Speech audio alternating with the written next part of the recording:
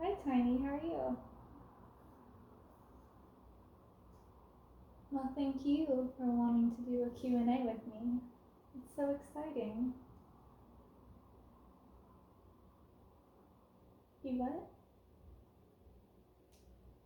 You printed off the questions for me in case I was having trouble hearing you? You're so sweet. Where did you put them? Oh, they're on the table? Okay. Is this it? Do you want me to just narrate it? Okay. How did you begin in this world of Giantess? What is your first opinion of this? Well, I was just filming a video one day and I uploaded it onto YouTube, and I've always been surrounded by individuals around my height, so I never knew. And they said that I was doing a Giantess video. And I believe it might have been Jonathan who said it. And I said, what do you mean? Because I asked if I could make more. And they said from how the camera angle was, I just looked so much bigger than they did. Probably as big as I do now to you. Yes. So my initial thought was, oh, they like me being big in videos as a giantess. That's cool. It's pretty easy to do. And I like doing videos that people enjoy, and it's different. So figured, why not?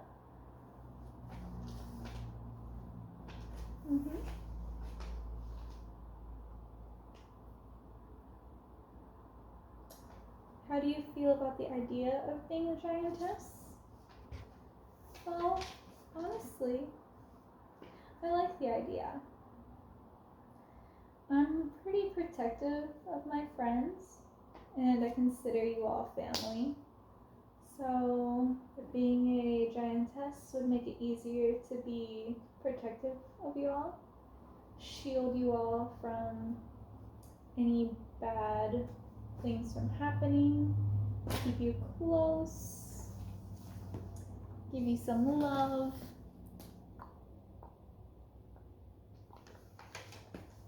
And you wouldn't even have to worry about anything. And of course, if I ever had to be mean or evil, I could do that too.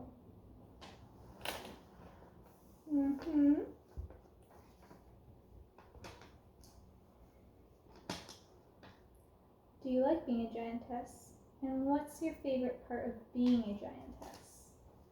So, I do like being a giantess because I like being really tall. And my favorite part of being a giantess, I like being the big friendly giantess and showing you all affection. I just think it's fun. It matches my personality, and it's so cool. If there were tiny people, like 2 centimeters, and the pet store sells them like cheap pets, do you think you would buy them?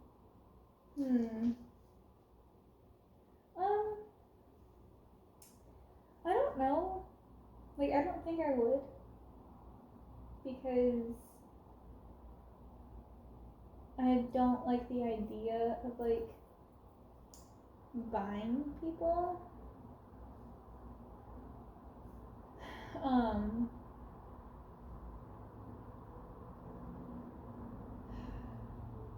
And this kind of puts me in a tough spot because I know a lot of you do want to be like a pet, and I have no issues with like portraying that in a video, but I wouldn't feel right in reality to buy tiny people and keeping them as a pet.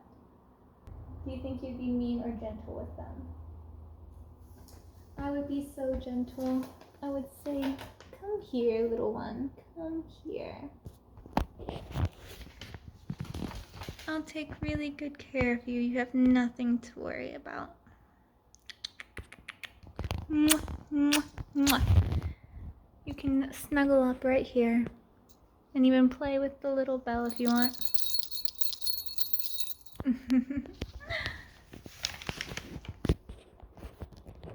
Back down you go. Do you think you could squash them on purpose? If you sat on one, do you think he could survive? Only if the tiny would want to be squished on purpose. Then I would go.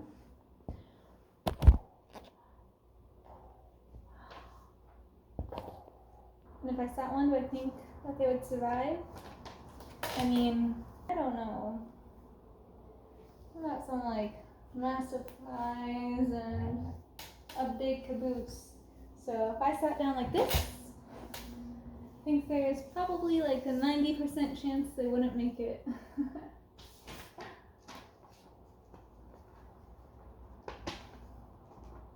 If these tiny pets existed when you were a girl, do you think you would treat them rude, or how would it be? No, I would treat them nicely. Because I view it like if you're saying it in like a pet sense, when I had little animals, like little puppies or kitties or cats, I would just pick them up and like love on them and hold them. I probably held them for way too long. I'm sure they wanted to be out of my arms. So maybe that's what would happen with the tinies. They'd be like, let me out of here.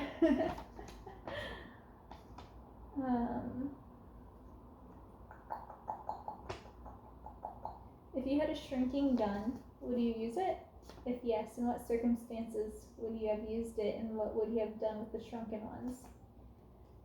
Oh, this is getting dangerous, okay? So if I had a shrinking gun, oh man, I'm a passive aggressive person, to be honest.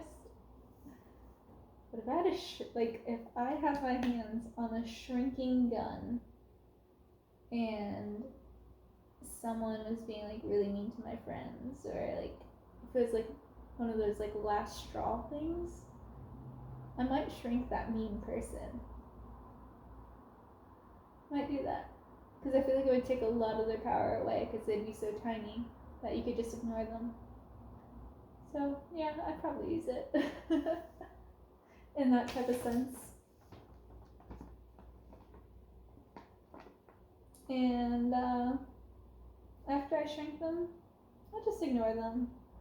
Or maybe I'd put them all the mean people together so they can have a taste of their own medicine. If one day your worst enemies or hard criminals appear in a tiny box shrinked, do you think you could squash them? If yes, how would you do it?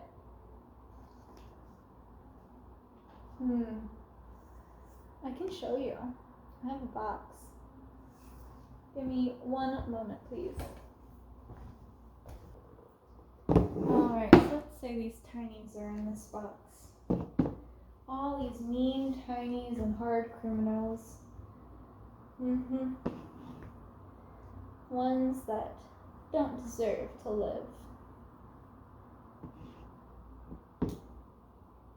Slowly, so they can see it and start panicking and wonder what's going to happen to them. Will they survive or will they live? And then crush.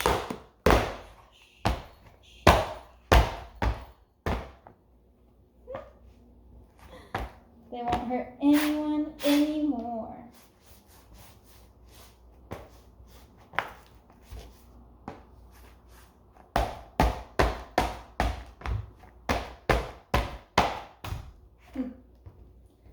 That will show them.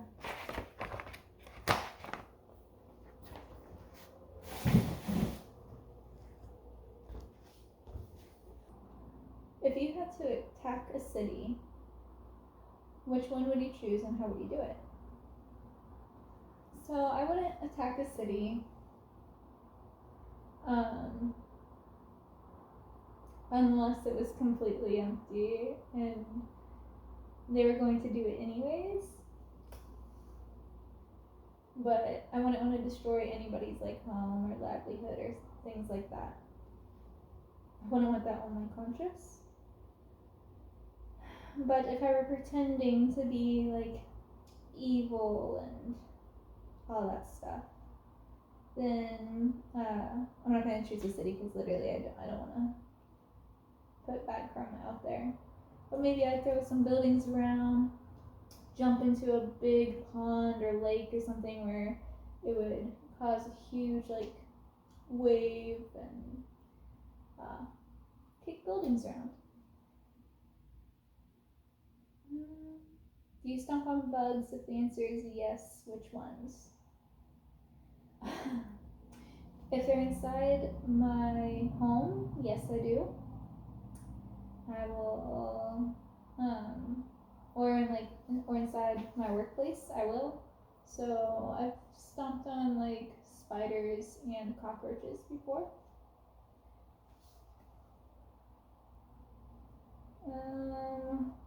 How do you think they see you? They probably see me as massive. I don't know if they see me as scary. I mean, sometimes I'm sure they do because some scurry away, but others I feel like they know that they scare the living crap out of me. So they stand their ground.